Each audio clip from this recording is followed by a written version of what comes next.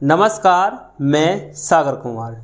विलियन नामक चैप्टर को आगे बढ़ाते हुए आज की इस क्लास में हम आप लोगों को पढ़ाएंगे विलियन के प्रकार। तो आइए, सबसे पहले आप लोग हेडिंग लगाइए विलियन के प्रकार। आप लोग हेडिंग लगाइए विलियन के प्रकार। विलियन के प्रकार। सबसे पहले आप लोग विलियन देखेंगे।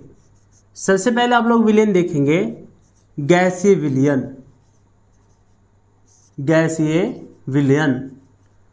और नंबर 2 आप लोग देखेंगे द्रवीय विलियन।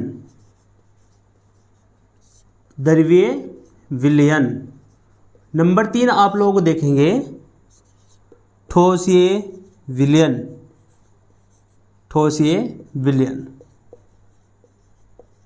अब आपसे ये पूछेगा कि आप लोग बताइए कि गैसीय विलियन क्या है, द्रवीय विलियन क्या है, ठोसीय विलियन क्या है।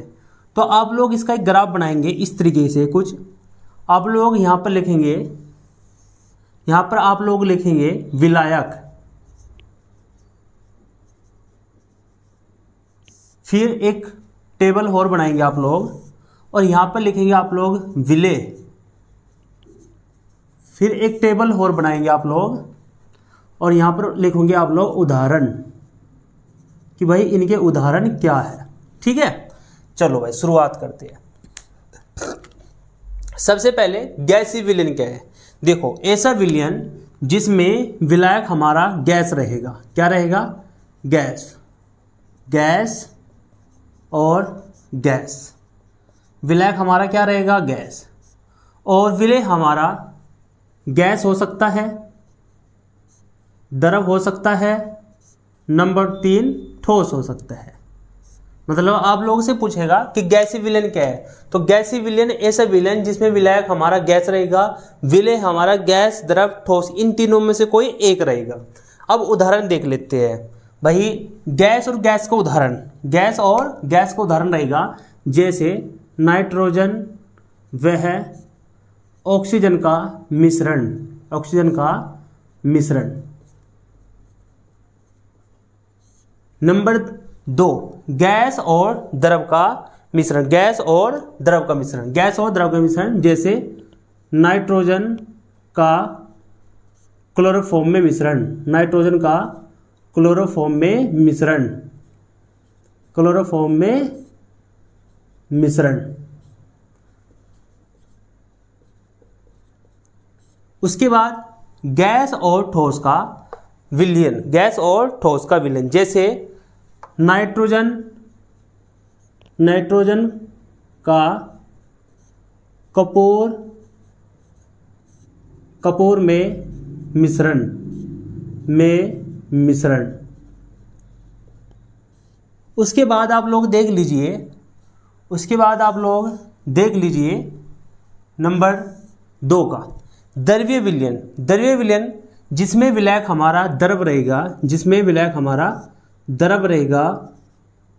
क्या रहेगा? द्रव रहेगा। और विलेय हमारा गैस हो सकता है, द्रव हो सकता है, ठोस हो सकता है। तो द्रवीय विलियन क्या होगा? ऐसा विलियन जिसमें विलायक हमारा द्रव या द्रव रहेगा, और विलेय हमारा गैस, द्रव, ठोस, इन तीनों में से कोई एक रहेगा। ठीक है, उदाहरण देख लेते हैं जैसे द्रव और गैस का। जैसे जल में ऑक्सीजन का मिश्रण। जल में ऑक्सीजन का मिश्रण। उसके बाद देख लेते हैं नंबर 2 द्रव का। जैसे जल में दूध का मिश्रण। जल में दूध का मिश्रण। दूध का मिश्रण। नंबर 3 देख लेते हैं द्रव और ठोस। जल में ग्लूकोज का मिश्रण। ग्लूकोज का मिश्रण। ठीक है, तो इस तरीके से हमारा ठोसीय विलियन भी कंप्लीट हो जाता है। उसके बाद द्रवीय विलियन भी कंप्लीट हो जाता है। अब देख लेते हैं हम लोग ठोसीय विलियन। तो ठोसीय विलियन में क्या रहेगा? हमारा विलायक ठोस रहेगा। विलायक क्या रहेगा? ठोस, ठोस और ठोस। और हमारा विलेय क्या रहेगा, विलेय हमारा गैस रह सकता है, द्रव रह सकता है और ठोस रह सकता है। मतलब आपसे कोई पूछे कि ठोसी विलयन आप लोग बताइए, तो आप लोग क्या बताएंगे, आप लोग बताएंगे कि ऐसा विलयन जिसमें विलायक हमारा ठोस रहेगा और विलेय हमारा गैस, द्रव, ठोस, इन तीनों में से कोई एक रहेगा, इन तीनों में से कोई एक रहेगा। अब ठोस और गैस का आप लोग उदाहरण देख लीजिए। हाइड्रोजन का प्लेडियम, हाइड्रोजन का प्लेडियम में विलयन, प्लेडियम में विलयन। नंबर दो देख लीजिए, ठोस और द्रव का विलयन, ठोस और द्रव का विलयन। जैसे पारे का सोडियम के साथ अमलगम, सोडियम के साथ अमलगम। अब उसके बाद देख लीजिए आप ठोस और ठोस का विलयन, ठोस और ठोस का विलयन। जैसे सोने वह तांबे, सोने व तांबे का मिश्रण, सोने व तांबे का मिश्रण।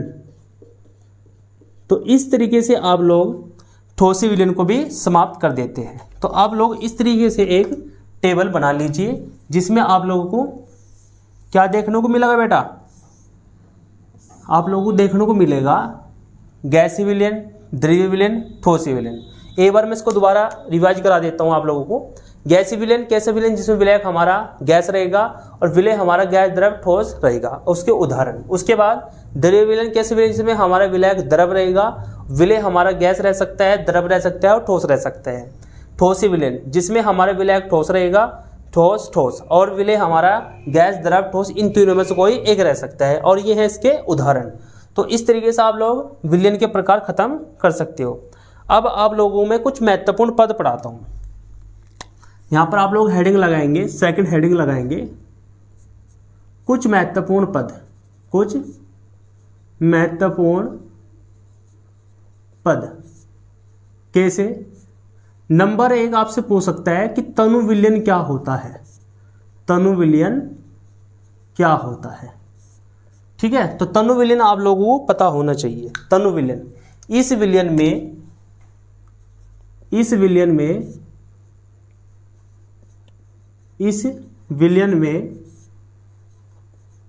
विलायक की मात्रा, इस विलयन में विलायक की मात्रा ज़्यादा होती है। जैसे आप लोग, यदि आपके पास उदाहरण है बेटा, मैं मान लेता हूँ कि हमारे पास यहाँ पर एक गिलास है और इस गिलास के अंदर हमारे पास जल है बेटा, जल है, हमारा पूरा गिलास जल का भरा हुआ है और इसके अंदर मैं 2 ग्राम चीनी को ऐड कर देता हूँ बेटा। किसको? 2 ग्राम चीनी, मतलब 1 चम्मच चीनी। अब चीनी क्या होगी? कम मात्रा में होगी और आपका जो जल होगा ज़्यादा मात्रा में होगा। जल क्या होगा बेटा? ज़्यादा मात्रा में। अब जब जल ज़्यादा मात्रा में है तो मतलब विलायक ज़्यादा मात्रा में है और विलेय कम मात्रा में है, तो ऐसे विलयन क्या कहलाएगा? तनु विलयन। इस विलयन में विलायक की मात्रा ज़्यादा होती है, विलेय की कम होती है। बात आप लोगों को ध्यान में रखना है। उसके बाद दूसरा देख लेते हैं बेटा। दूसरा पद है हमारा सांद्र विलयन, सांद्र विलयन। तो सांद्र विलयन में आप लोग क्या लिखोगे? आप लोग लिखेंगे बेटा कि इसमें लिखेंगे कि इस विलयन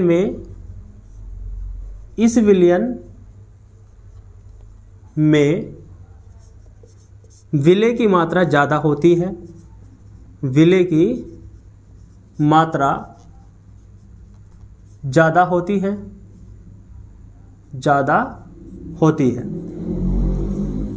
जस्ट किसका उल्टा है बेटा? तनु विलयन का। इसमें विलायक की मात्रा ज़्यादा थी, सांद्र में आपकी विलेय की मात्रा ज़्यादा हो जाएगी। जैसे अब हमारे पास जो चीनी है वो किससे ज़्यादा हो जाएगी? जल से। सबो डैट चीनी यहाँ पर 100 ग्राम हो गई और जल हमारा जो था बेटा, जल मान लो यहाँ पर हमारा 50 ग्राम है। जल क्या है? 50 ग्राम।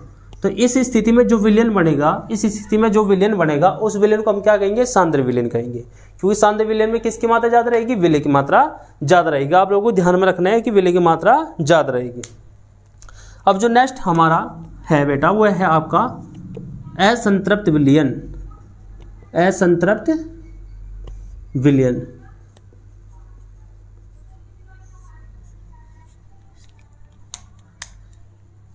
किसी विलयन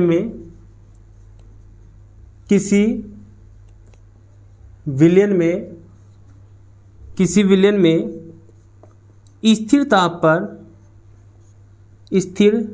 ताप पर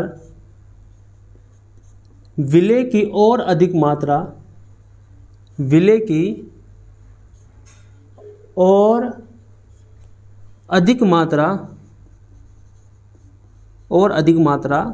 घोली जा सकती है।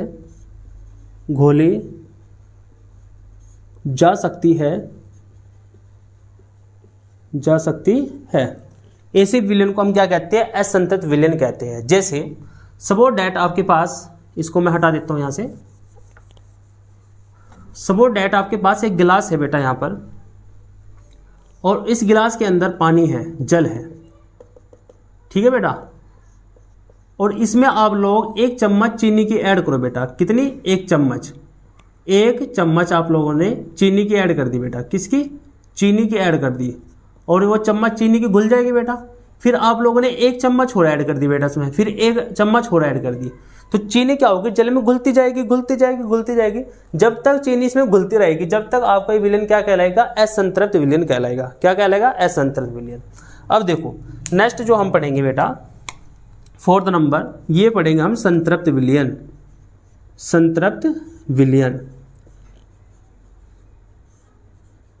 संतृप्त विलयन देखते हैं। किसी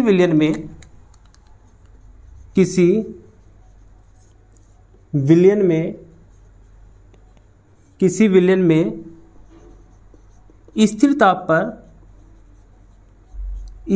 पर विलय की और अधिक मात्रा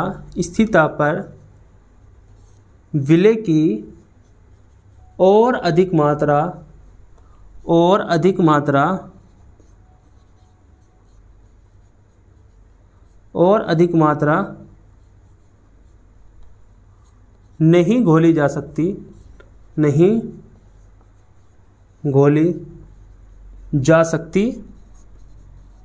है। ऐसे विलयन को हम क्या कहते हैं? संतृप्त विलयन कहते हैं। समझो, जैसे हमारे पास ये विलयन था, हम चीनी को ऐड करते जाए, एक स्थिति ऐसी आएगी जिसके बाद चीनी जल में घुलनी बंद हो जाएगी। एक स्थिति कैसे आएगी? इस वाले जल में चीनी घुलनी क्या हो जाएगी? बंद हो जाएगी। चीनी घुलनी बंद हो जाएगी। जब चीनी घुलनी बंद हो जाएगी तो उस विलयन को हम क्या कहेंगे? उस विलयन को हम संतृप्त विलयन कहेंगे। ठीक है बेटा। तो एक बार हम दोबारा इसको रिवाइज करा देते हैं। तनु विलयन, जिसमें विलय की मात्रा ज्यादा होती है। सांद्र विलयन, इसमें विलय की मात्रा ज्यादा होती है। असंतृप्त विलयन, इसमें विलय की मात्रा और अधिक घोली जा सकती है। और संतृप्त विलयन में इसमें आप लोग विलय की और अधिक मात्रा नहीं घोल सकते। ठीक है बेटा। तो इस तरीके से आप लोग का विलयन के प्रकार का नामक टॉपिक खत्म हो जाता है। तो आप लोग इसको यहाँ तक अपने नोट्स में उतारिए, आप लोग इसका स्क्रीनशॉट ले लीजिए। यदि आप लोगों को इस चैप्टर का PDF चाहिए तो नीचे दिएगा व्हाट्सएप नंबर पर आप हाई लिखकर भेज सकते हो। अब मैं आपको इस पूरे चैप्टर की PDF सेंड कर दूंगा। मिलते हैं बेटा नेक्स्ट पार्ट में।